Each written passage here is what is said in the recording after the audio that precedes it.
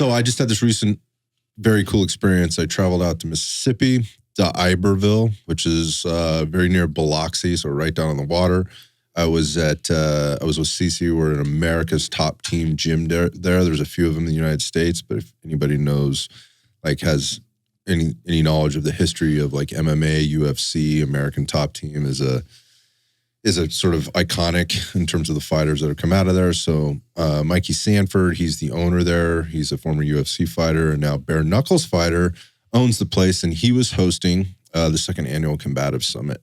And the Combative Summit was basically a cast of characters from what I would consider sort of an obscure world of when you think of combatives. It's got a little bit of a different definition than what I think a lot of people do. And without getting into too much detail there, we're going to be releasing a bunch of podcasts on this thing to give people some better perspective. So if they're interested in hearing really from like some subject matter experts that are currently practicing and always exploring, there's some pretty cool people on the podcast on the After Dark side of things that are coming up. I'm excited about that. So the reason I bring that up is these were guys that were training a lot of defensive type tactics for, let's just say, some really gnarly situations or scenarios that may come up. And I don't want to say it was scenario-based training because it wasn't that at all. It was more process-driven training process-driven training versus outcome-driven training, and getting your arms around, literally and figuratively, hey, how do you handle certain situations? And the interesting part about this is these are martial artists, and they're coming from a lot of different, when I say martial artists, it's boxing, it's kickboxing, it's BJJ, it's weapons work like Sayak or excuse me, like Kali. They're like, and we had a particular guy there, his name's Tom Kyer from Sayak Kali. And so there was all these different kind of disciplines being brought together. And the reason they were being brought together is because all the people that were teaching or instructing had maybe one very heavily practiced or at a deep level of knowledge and even competition. Cole Miller, who was a 20-time UFC fighter, got in the octagon 20 times. With all that experience, recognized that even with as much skill, right, and experience as they had in their one thing, when the stuff goes wild, when real life happens and you're like kind of in your worst situation on your worst day, somebody pulls a knife or a gun on you or, you know, some type of a weapon, like that stuff doesn't work. It's an answer for a certain period, you know, for a certain thing, but it isn't an answer for all the things. And so in the search for the answer to all the things, people came to this Combative Summit. And what I found was a very intellectual group of people that were also savages and not afraid to mix it up. And from some people that had spent the better part of their lifetime trying to find better answers to what they had been taught, maybe as a law enforcement officer or even in the military or from their BJJ school or wherever it is that they came from. And you're talking like multiple year black belts there as consumers, but also as instructors. So recognizing this goes way beyond the BJJ. And my point of that is they're also recognizing that there's other components to this to be good at that. And that therein lies the question about like, hey, how much working out do we do in the gym to support the thing that we're doing, right? So BJJ might be one of those things. Maybe it's basketball. You know, maybe it's your kid plays baseball. Maybe you like to run. I mean, Stephen can speak to this, you know, specifically because he does this competitively. Again, maybe it's swimming. Maybe it's cycling. How much time are you spending doing the thing, the skilled thing, versus how much time do you do doing things to support the skills that you're trying to perform, whatever those are. Again, in this case, I'm talking martial arts. So that's a lot of things. There's strength, speed and power, like and capacity. So we include the endurance stuff. There's balance, there's agility. There's all kinds of stuff that goes into that. So how much time are we spending doing that? And then when we are doing that, using that time, how are we structuring that time? So again, this is off the mat, off the trail, out of your running shoes, off the court, mat, whatever else. What are we doing in order to support those things? And this is where the nuance lies for a lot of people. I think this is where a lot of the misapplication and confusion lies. Because these are people, again, going back to this Combative Summit, they're really dedicated to doing these things really, really well. In order to do that, you got to put in a lot of time. But there's all these other components. And so what the challenge is like, okay, So now I have to divide my time. So when I'm dividing my time, and I'm not doing the thing, how do I maximize the time that I spend, say, in the gym or even outside the gym if there's components of this physical preparedness that I'm looking for, they're going to happen outside the gym. How do I organize all this stuff? And those were a lot of the questions I was getting, both in the presentation that I made with Aaron from In Extremis Performance, or just on the side, as we were kind of having conversations, people were approaching me. So the brains are thinking through this. They're going, hey, man, like, I know I need to be doing this better, but this is what I've done. This is kind of what I'm comfortable with. And man, I started as a power lifter, so I'm really good at that. I know I shouldn't be doing that anymore. And I have this mobility issue, right? And my knee's been reconstructed 3 times because or I've had 18 surgeries. Yeah, literally. Guys had 18 surgeries on his shoulders, right? Like all these kind of things. So how do I put my workout together to be effective and efficient at supporting myself from a general physical preparedness perspective as it relates to the specific physical preparedness thing that I'm doing my thing? So that's a kind of a long setup to get us here. But I thought we'd talk about, like, okay, in general, how should we be putting or structuring our time in the gym in order to support these things? So we had a little conversation about GPP versus SPP one of the last times we sat down. That's in one of our Q&A episodes. General physical preparedness versus specialized physical preparedness. So I want to talk about how to set up the general to support your specific. That makes sense. Yeah, well, and I think there's GPP as far as there's actual training that's GPP where you're like doing work and you're just building engine capacity.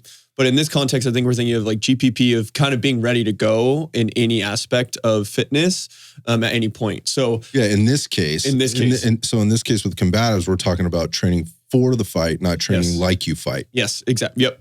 And so I think strength and conditioning world, and there's still merit to this, have got to where we really periodize things, where there's these buildings and there's these main target goals at one period of a time.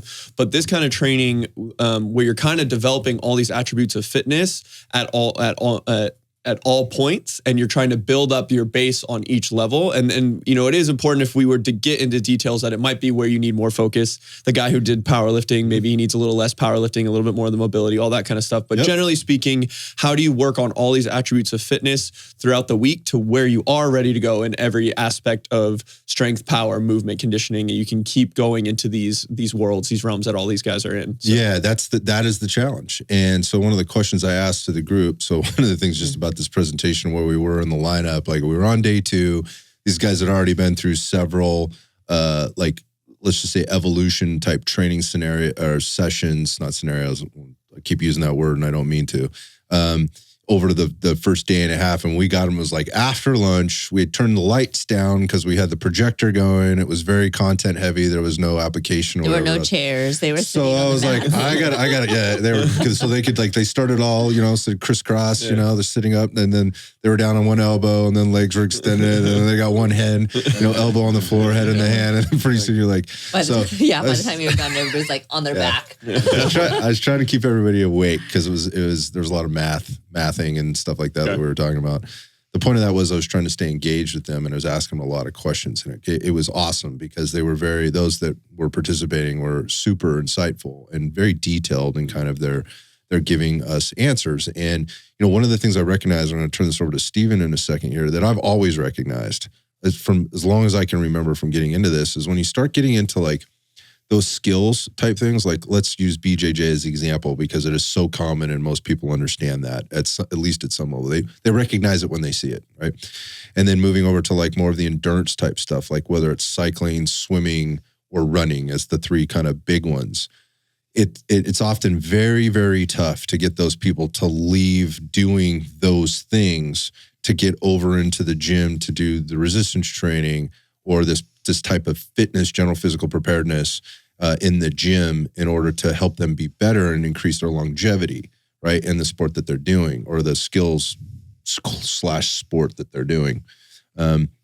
So when I asked, like, how many people in here, who wants to share kind of what their GPP to SPP schedule looks like?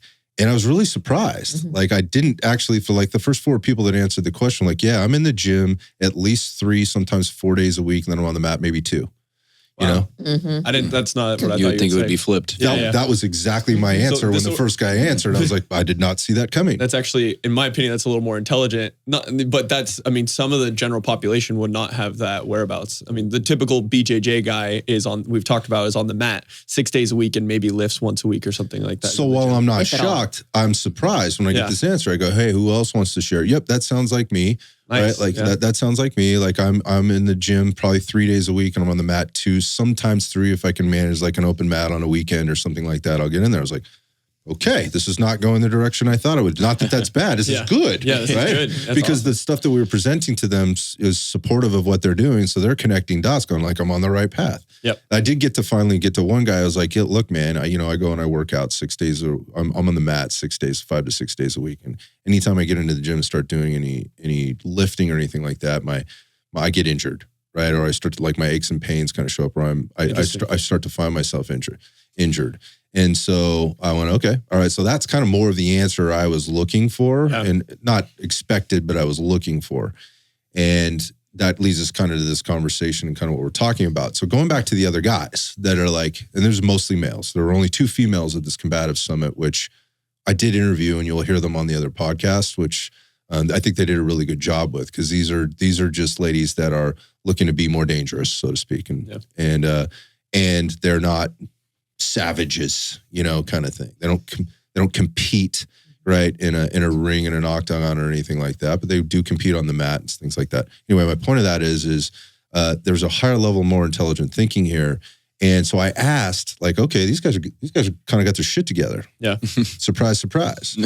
Where are you getting your programming? And that's where I was like, okay, so they're making the connection of what they need to do, but then they don't necessarily know how to do it, because some of the things I was hearing was very much, I don't want to say completely contradictory, but let's just say not very complimentary if we're trying to balance all the things for the thing that I know that they're doing the most, which is whether it's BJJ, Muay Thai, fight, things that they're doing, say in a gym, like on a mat or in a ring kind of stuff. Yeah. I'm like, okay, so here's the missing piece. Here's the gap. We just jumped a couple steps ahead of where we're at, or where I thought we would be, sorry. And let's start having that conversation. So I thought that would be an interesting thing to cover today. Like, that's where their questions lied. Yeah. Like, how much or how intense do I go in this capacity piece? How much should I be lifting?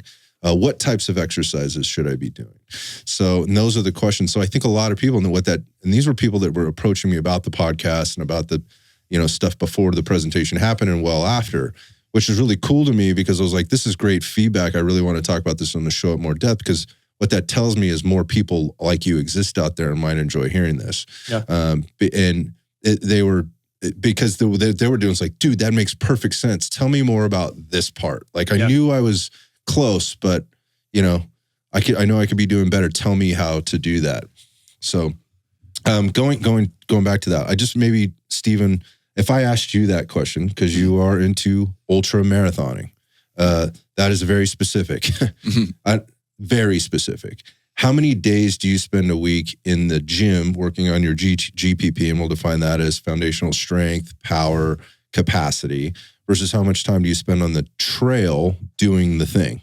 So my split is usually at least 2 resistance training sessions per week. I call it maybe like 2.5, because I may do a third day that's maybe like a lighter day, and then I'm running 3 days a week. Okay. So solid, it's 2 resistance training sessions, 3 running sessions, and then maybe a 6th session that is not running. Okay. I have a question. Yep. So when you're doing that split, is that when you're in season, or is that off season, or how do those seasons look? So I would say, the majority of the year is going to be in season. It's a fairly long season, but yeah, that would be more of in season. And then after my last ultra of the year that's coming up in November, my plan is to shift, probably flip-flop that as far as 3 resistance training sessions, and then maybe 2 runs or 2.5 runs, two solid runs, and then maybe 1 like kind of lighter or fairly easy day. So basically just flipping that split.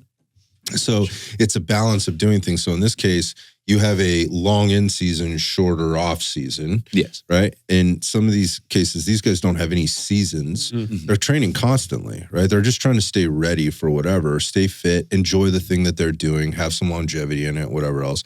And there are some guys that are there training for fights. Yeah. And so when you get to some of those, the capacity stuff, like how much time are you spending in like your higher level, we talked about sort of the different zones to be training in, your energy systems and how you're impacting those, and you know, where you spend your time or your focus and how frequently and what's the duration and whatnot of that stuff. And like, look, you know, until I'm about 6 weeks out from a fight, I really don't train that higher intensity stuff very frequently. I might do it once a week, Yep. you know, maybe 2 times a week, but I get that conditioning in the practice that I'm doing, right?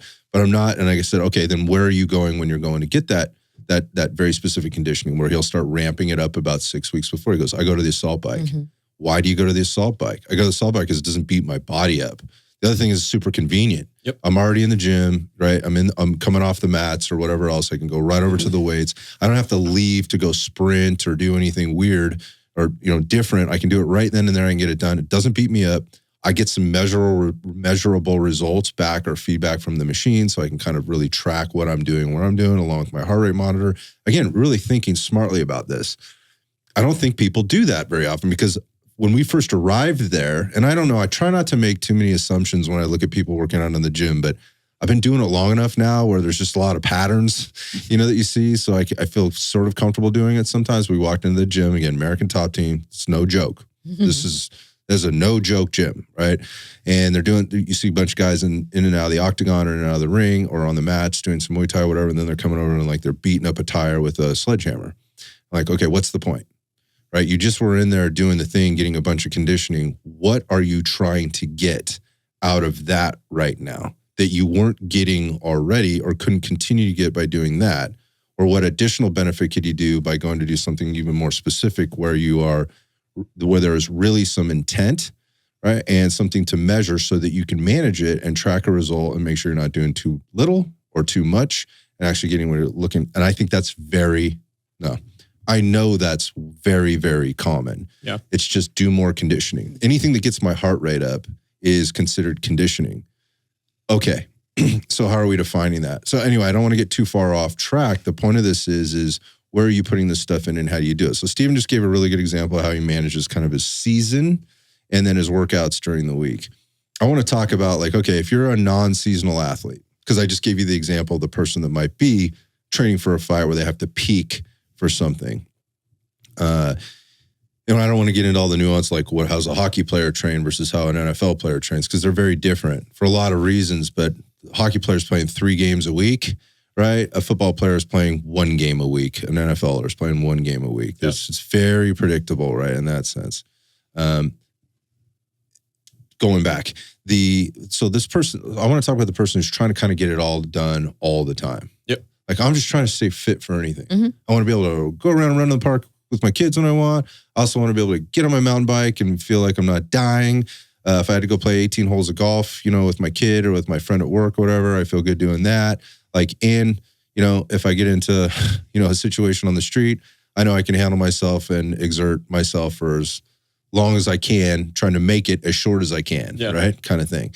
That kind of a dude, you know, or that kind of a person. And I think that actually is the majority of people out there, you know, and approaching your sessions in your training program with some intention. So let's talk about the structure of a session and how you might put it all together to make it effective. And I think what we got to start with is kind of the higher level stuff, and then we can kind of dig down a little bit. Where do you guys want to start?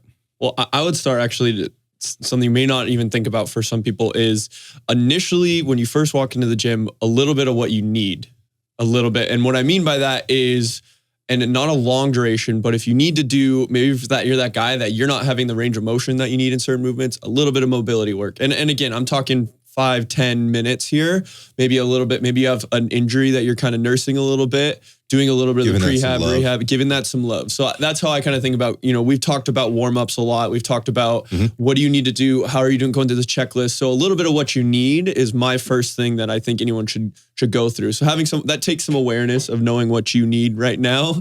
And that may take some guidance, but doing that first. And then from there, you really want to start to ramp up into, we've talked about getting into like things like power exercises. But I think I do see sometimes where people walk into the gym and get right into power exercises. And in my opinion, I don't think your body is ready for that right out the gate. It needs to be towards the beginning of the workout, but it's not, you still need to ramp up a little bit into that. Yeah, great point. So we've talked about warming up versus priming. What does that mean for you? All that stuff. The point of that is you can kill two birds with one stone, hit a little bit of what you need and what needs some specific love or attention right out of the gate. And maybe that's just your brain, right? And going through some quote unquote warm up just to get yourself switched off from work and switched on for the work you're about to do. Yep. And hopefully if you're about to get into something that requires more, that's more power based, and we'll talk about this more in a second, but it's more power based, you're doing something that's close to that movement pattern or preps you for what you're about to do. So what I heard there is I really like that. So you're going to address the mobility, you're going to address any of those achy, sticky points. You're going to start to get the heart rate going. You're going to get the body temperature up. You're going to move around a little bit, get those joints lubed, ready to go, and get your mind ready to go. That makes I think it makes good logical sense. The key to this is what are you actually doing, and how does it set you up for success to today, but also longer term? And if there's no intention to, sometimes I believe it's okay to just go in there and just do some random shit. Sometimes I think that's totally fine, but you shouldn't be doing that all the time. Yeah. There has to be some intention. You have to have a goal for the entire thing for the day, and then you have to have a goal for each thing that you're doing and stacking it on, because if you're not doing that, then you're wasting your time. And I'm not saying you won't get any benefit out of wasting your time, but you're still wasting your time. Yeah. And why would you want to do that? Exactly. So make it intentional, make it planned when you're, in this intention with it. But then from there, I think, ramping up into some power exercises, things like that. So let's talk about like what power exercises would look like, what speed and power would look like, the reasons we put it there, without getting too deep into the thing. So who wants to kick off there? Well, when I think of power exercises, I think of things that are more neurologically taxing, and there's some skill that is required with that particular exercise. And I think it also, as far as whatever power exercise that you decide to go with, I mean, it needs to make sense for what it is that you're trying to do or what you're wanting to get out of it. Yeah, so you mentioned two things. One, I mentioned this before, and that's energy systems, right? And what can we tap into to get the most benefit for the dose that we're giving our body? So that's one. Second thing, you mentioned skill. Yep. This is where we want to put the skilled movements into our workout for the day. And so the skills could be a lot of things, and we'll cover a couple of those. But why? Because neurologically, we're fresh. We have the most gas in the tank we're going to have that entire workout. Once we start, we are working towards empty. The goal is not to get to empty, but we're working towards that. So I want to be as fresh and ready to and get that stuff done right off the bat. So depending on who you are, what your goals are, what your intention for the day, what are some of those skilled movements that you might put there? Variations of cleans, whatever modality, barbells, kettlebells, dumbbells, whatever. Yeah, I love that. So I also see people using cleans for time or snatches for time for a capacity builder. No, that's not what we're talking about, right? This is where we put the loads in that are going to stimulate the body to a level that actually makes sense for power, which is actually fairly light. Yeah. You don't need to use a lot of weight. And we are practicing on performing that movement crispy. Yeah. Like every rep counts, right? And the intention is I don't want to say the intention is very intentional. That doesn't make any sense. But the most amount of neural drive, mental focus, and attention that can be paid to that to each rep within that skilled movement needs to be paid there, so that you can get the maximum result out of it. Yeah. So you're talking about energy systems, and so you're talking about doing very, I would say, short repetitions or repetitions where we're not doing 15 reps. So 2 to 6, 2 to 5. Yeah, I think that's an important thing to do. And it doesn't mean you just walk in there and, throw your 50% of your 1 rep max on the bar or whatever and start there. There may be a little bit of a buildup, but once you get to your working sets, right, it's a low level of sets and a low level of reps to maximize that impact in a way that your body will actually receive that in the way it should be received in order to build speed and power, which is a skills-based thing. In this particular case, you can build power like on a bicycle, and it takes very little skill. You can build it in the pool. Skills are included there. You can build it while sprinting. That's another skill, right? So if you're going to do sprints, that doesn't happen at the end of your workout. That should happen right up front, right now. Yep. And what does sprinting look like? Sprinting is not hundreds. No. We talked about this, like, right? What? Did we 15 seconds. Yeah. 10 to 15 seconds. No, less than that. I would say like 3 seconds, like 3 to 5. So most people cannot maintain a sprint beyond that time before I guess mechanics. I'm thinking more of like when you're talking about energy systems and your phosphocreatine system. Yeah, I'm talking about the skill itself because you're likely going to still have more in the tank. It's going to be a mechanical or a neuromuscular issue that's going to break down first, even before you start losing energy. And that should be the case. Like, I don't want to burn through all of my energy because I want a little bit left to then go and practice the skill again. But I hear what you're saying in terms of managing energy systems against the skills building. What we don't want to do is tip past the energy system in the phase that we're working here in our workout right now that helps us build the skill. Yeah, I think this is probably, I would have to say probably from the novice especially, is this one of the most butchered areas of not being able to ramp up into that enough intensity, let's say like that top speed on that sprint, and doing too many lackluster, like low intensity, but doing too much volume. So really, even with power training, if you can tap into turning on that nervous system, turning on that neural drive to a high level, really when you're doing it, if you're getting where you're tracking this, once you know what that peak looks like, if you're doing power training, as soon as you start to drop off from that peak, you're done. So for a lot of people, this could literally be like, sometimes my power exercises are 2 to 3 sets of the working set. So we ramped up a little bit,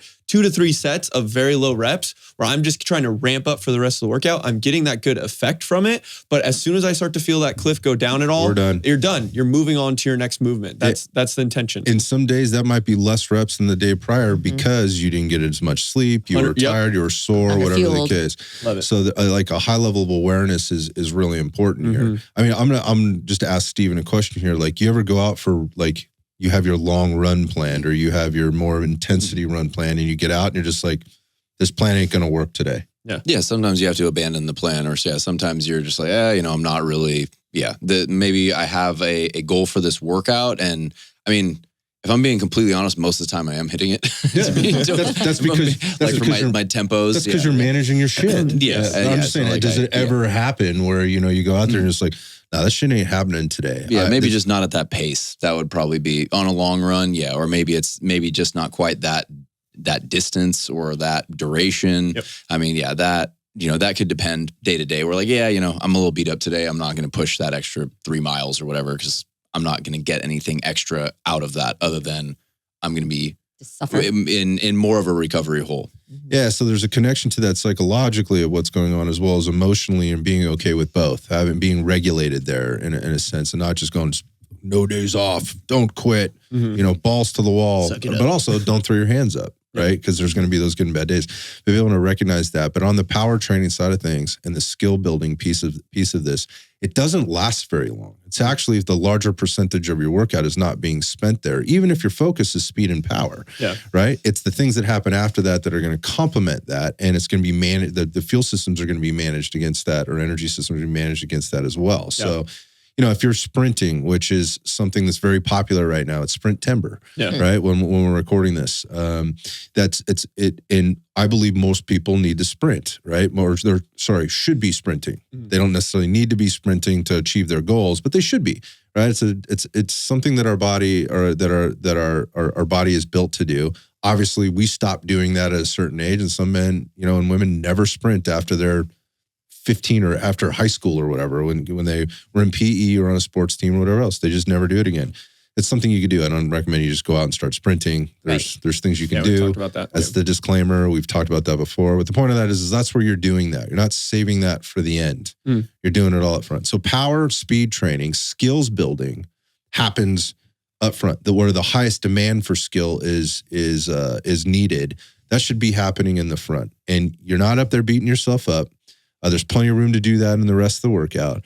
We were trying to build the skill as well as speed and power. You should feel fired up and ready to go after. You should not feel exhausted after it. You should feel like ramped up. Good point. So, all right. So I have a quick question though, for the group. So in terms of the skill work, would you say that that's the skills that are most specific to your activity, or just general skill work, like skill as it pertains to your your specific training? I love that question. Yeah, that's good. Yeah. I love that question. So if we're looking at this as general physical preparedness, but we are using a skilled movement in order to help build that. In this particular case, in the general physical preparedness, we are working on the speed and power component. Then no, I don't want people to think about like I have to be doing something here that mimics what I'm doing in the quote unquote SPP skill, which for your case is running. For BJJ, it would be something. And this is a problem. Because what I see people doing is they're inventing exercises that somehow they think are very specific to their, for speed and power. They're inventing exercises with some type of speed and power component, thinking that it's somehow aiding them in their very specific skill that they do on the mat or on the court or whatever else. No. Yeah. Now, people are going, yeah, but what about the basketball player doing box jumps or, and they jump? Yes, but they don't do a jump on the basketball court where both feet are planted. They have time to preload. They jump. They land in the same spot where they are and doing that repeatedly. No, they don't do that. The only way to get better at that is to go play basketball. Yeah. Right? That's how you do that. However, the skill that we're building in the box jump followed by, by the barbell back squat followed by the box jump, if we're doing some type of conjugate style training up front, that's one way to apply this kind of stuff. At the front of it, the skill and the power and speed that we're building there certainly translates over into the game of basketball. So that's an important thing to do here. But I don't need to invent exercises at the front of my workout to somehow mimic what I'm going to be doing tomorrow, on the mat in the gym or something like that. Yeah, beautifully said. You don't need to be holding a basketball while you do your box jumps or something. but that's kind of, just to reiterate, like the skill of that movement takes skill. And for me as a coach, I do think of improving like maybe positions that I need to get into. Like, for example, if I'm trying to improve someone's ability overhead, I may do the skill of a kettlebell snatch because it builds their capacity overhead, but it's not to mimic their sport. They're not practicing their sport or activity in that. Yeah, I think it's a common mistake I see made. That's very common. And it's just misapplied exercise. Yeah. Right. Again, it's not the movement pattern that's wrong. It's the exercise that they've chosen because they think it's doing something that it isn't. Yeah. There could be some danger in that too. In that you're loading a movement pattern that you're not good at anyways, right? And what we haven't actually done is isolated the skill. Yeah. Right. So if we're not isolating it, like now you're taking a box jump, right? That you're supposed to be doing something very, very specific, right? Very specific. There's no doubt about it. We've taken out all the extra variables so you can't screw that up. So you can get the most out of that. Now you're going to throw, I don't know, freaking Bosu balls and on top of it, basketballs and shit in there. Yeah. If you got a coach that's doing that, you got a program that looks like that, I would go straight to that coach and ask why. Yeah. And if they cannot give you a very articulate explanation for exactly why they're doing that, that doesn't include, well, because it mimics what you do on the basketball court. It's sport specific. Like, fire that person and run far and fast. Find another coach. So again, that's a point. That's a part that I see, particularly with people that are really working to be athletic and do this on a regular basis over a long period of time, like this undulating program, whether it be like kind of like conjugate based or from like a tier based system. When we start getting into the capacity side of things, I think that's where the larger mistakes made. Yeah. So you're spending maybe 10 minutes. But a lot of that is rest time, right? Yeah. It's like a 1-to-1 or a 2-to-1 kind of rest time, or 1-to-2 kind of rest time here, because I'm practicing something that involves a lot of exertion. Then I want to fully recover before I do that again. So maybe I'm in that 10 minutes, and then I transition into more of the strength piece of this, which is always skills. Like we're still practicing skills, but takes much less skill to perform these basic foundational movements. Yeah. And this is the stuff we talk about all the time. Everybody knows. This is squatting, lunging, pushing, pulling vertically and horizontally, right? Rotating, hinging. Your compounds, your big compounds. That's all the body really does. Yeah. Right? And so how you combine those movements or those exercises is something we talk about a lot. Like, what are we doing? Are we doing like the reciprocal type body or the push-pull type thing, hinge, push, hinge, pull, however you're putting those things together? We talk about that a lot, but this is where that goes.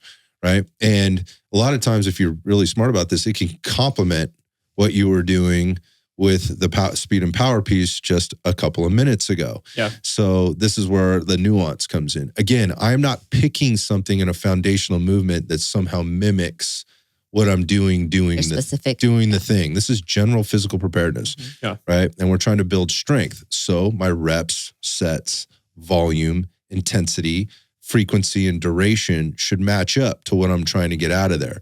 I shouldn't be trying to turn my strength training section of my workout into a capacity builder. Yes. Right? You will build some capacity, but that should not be the goal.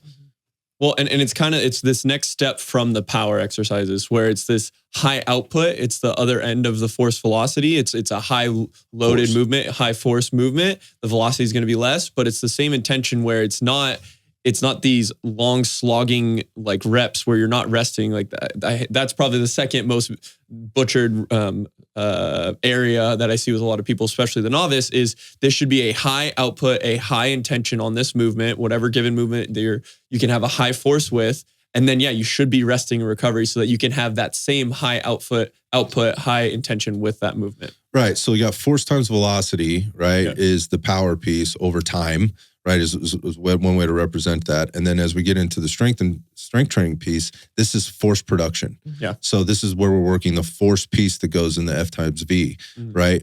Just previously. And so you have to really be thinking that. So to your point, I love where you put that. Like you don't have to do very much, right? But it does need to be intentional and it should be specific. And again, it should be those things that put you in a position to produce the most amount of force you can exert against another object. Yeah. Whatever that is, whether that's a machine, whether it's a barbell, whether that's the floor, whether that's dumbbells, kettlebells, whatever else, that's where that lies. And I think that probably makes good sense to people.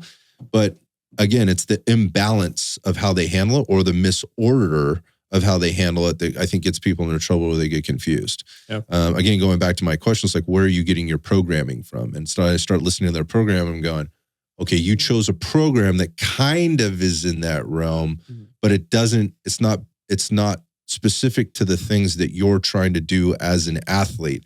And because in a lot of cases, these guys are already athletes, that mistake is going to be more costly than somebody who is kind of coming into this new, who doesn't have a lot of experience, who, is, let's just say, not a highly developed athlete yet, even choosing the quote unquote wrong program.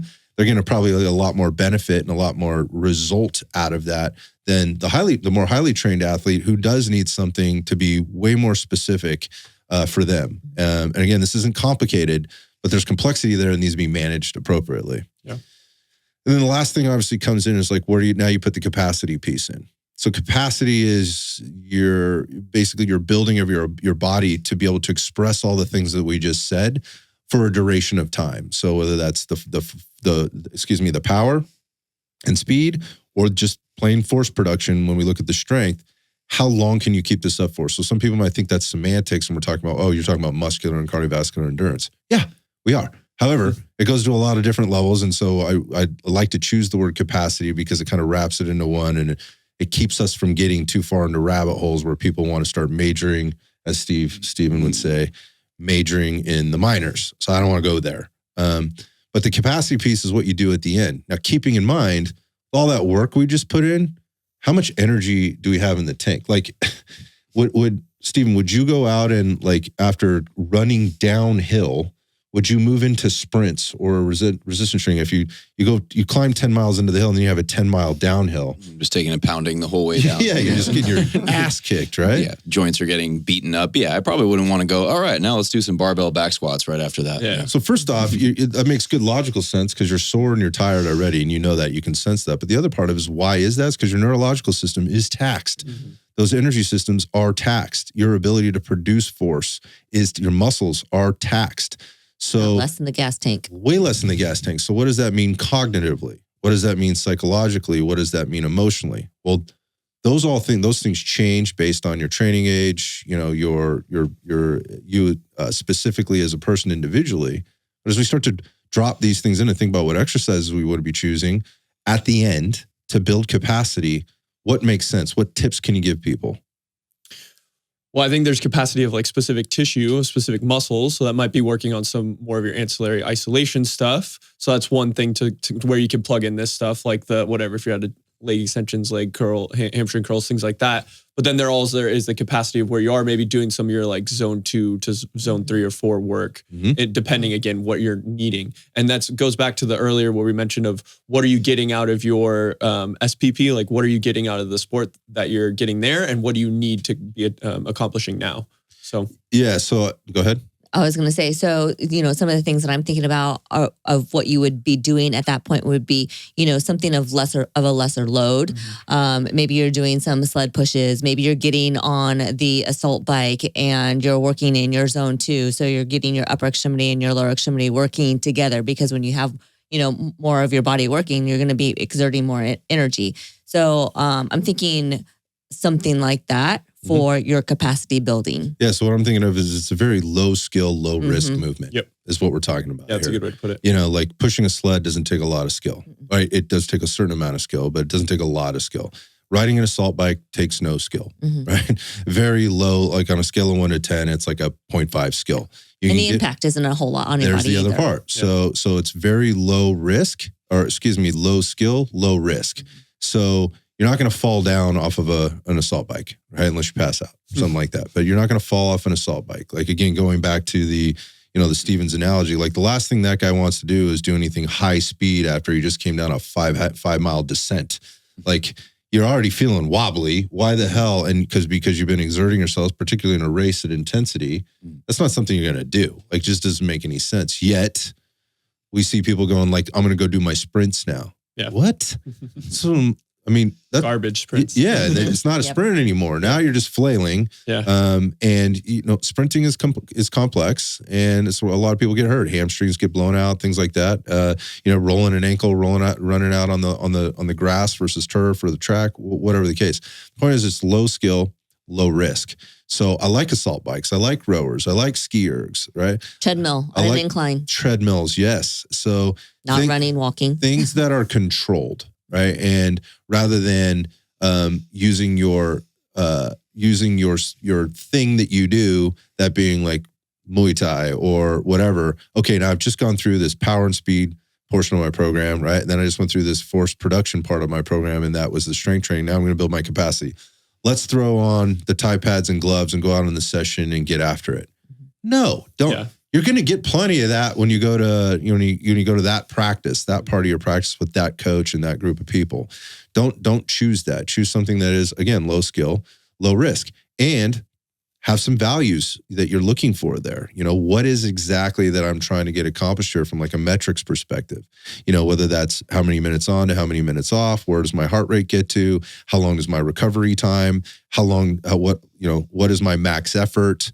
And maybe I'm not looking at a watch, but I've got a watch maybe in a heart strap on, and I'm trying to gauge mentally, like I'm trying to figure this out, like where am I, so that I know when I'm in the fight, right? Again, if I'm that BJJ guy or whatever, like I know where I am and I can manage this appropriately when I'm doing the skill. That's the place to figure that out. And then you can pair that up or match that up against what you're actually feeling when you're there. When you're talking about, wearing your wearable and knowing when you are in the fight, are you talking about being able to know where you are so you can throttle up and throttle down as far as your energy? Precisely. Yeah, just like, and that gives you confidence. That gives you like a mental confidence of like, I know, like I feel like I am, well, let's just put it this way. Like I'm at my 80% versus my 85 versus my 90. If I know what those levels look like there, and I go through that stuff and I'm on the mat and I know I'm at 80, okay, I'm good here. I can maintain this for a little while. And you hit 85 and you're like, oh shit, if this keeps up, I'm going to quickly be at my 90 and I'm going to be spilling and I'm going to be in big trouble because I won't have any gas left in the tank. So having that ability to self-regulate, monitor, assess or monitor, and then regulate, that's a really good time to figure that out during that capacity piece. By measuring some things. And again, that's not something you have to think about because it's low skill, it's low movement. I can just, do that while I'm there. As I'm cranking away on my assault bike, I can be getting in touch with my feelings, right? And my heart rate and my breathing rate and things like that without having to worry about performing some skill that, will take away from my ability to, again, get in touch with that stuff. So and that was again, Stephen, we've talked about this actually before, just in terms of like where you are in the run and having the mindset, not knowing what that where you are in the race, you kind of know, but like, fuck, that's a big hill. Yeah, right? yeah, managing. Yeah, I mean, the way I think it perfectly applies to running in knowing when to kick, like knowing how far out. Because there's definitely a such thing as you kick early and then you gas out and then you get passed because you basically. I kind of think about it like if you're playing like a video game, then you have like a fighting game or something. You have like 100% of your health left, and you're managing like, okay, this big ass hill. Like if I really try to challenge or charge this hill, I'm going to lose 30% of my remaining health. Like, so I need to manage my intensity level and my effort level. So I know that I have at least 30% left for my kick at the end. So I'm not blowing my load ery, really. Yeah, That's what it comes down to. It's moral of the story, don't blow your load early. Yeah. But that, again, like what we've done in each one of these components, right? If we're kind of breaking it down that way, is we have isolated the thing that we are trying to work on, which then gives us something to focus on and measure is what we're doing here actually improving or is it getting worse, right? Am I actually getting a result? In this particular thing, we haven't even added on the other things, right? So talk about speed and power, and we can talk about the strength piece, again, force production, and then we're now in the capacity piece. If at each one of those stages, going back to the top of my workout, coming in with intention, I know this is what I'm supposed to be doing in each thing. I've kind of separated it out into its constituent parts. I've chosen the right movement patterns, exercises, activities, whatever during that time. Good. Then the next step is like, what am I looking at? What am I looking for? And what are my expectations here? Maybe it's not so much expectation, except that what I just said, like I need to collect this data, or I need to perform at this level, or I'm looking to get here. I'm looking to find out where the edge is for me. And so within each, not within each component every day, but like the capacity component as a result. If I manage those things, then I can measure those things. And if I can measure those things, then I can reasonably say whether what I'm doing is effective or not effective. And this kind of comes back to like, are you training or are you just fitnessing? And as it relates to like, how then does it transfer over to the skill? That's an entirely different approach. It's in and of itself. We're just talking about what happens in the gym. And again, going back to my questions of guys, that were at this conference or at this summit, like, hey, how are you managing your training? Where are you getting it from? How does that impact you or directly relate? And how do you know? Like how do you know this is the right thing for you? And if you don't have like a baseline of each of those things to know, then look, if you feel good about it, hell yeah, man, just continue to feel good about it. But how are you objectively and subjectively measuring your results and your success so that you can be ready for the thing when the thing comes? And more importantly, have some longevity in that thing over time. Because I would assume most people want to continue to do that thing that they love so much that they often spend too much time doing when it comes to the larger picture, as long as they possibly can. If you are one of these athletes, right there, like if you're a basketball athlete, a football athlete, baseball, BJJ, combatives, whatever it happens to be, there are certainly programs and places you can go that would maybe where the person behind the program understands the thing that you do better. As an example, like the guy that trains, is the strength and conditioning coach for football players, probably not the right guy to be programming for the golfer. I'm not saying he can't, right? Or the swimmer. Let's use that one. The swimmer. I'm not saying he can't, but if you spend all your time in football, you're gonna have a really good idea of what I need to be doing as a football player, right? Specifically to my position, right? Which is a whole nother thing.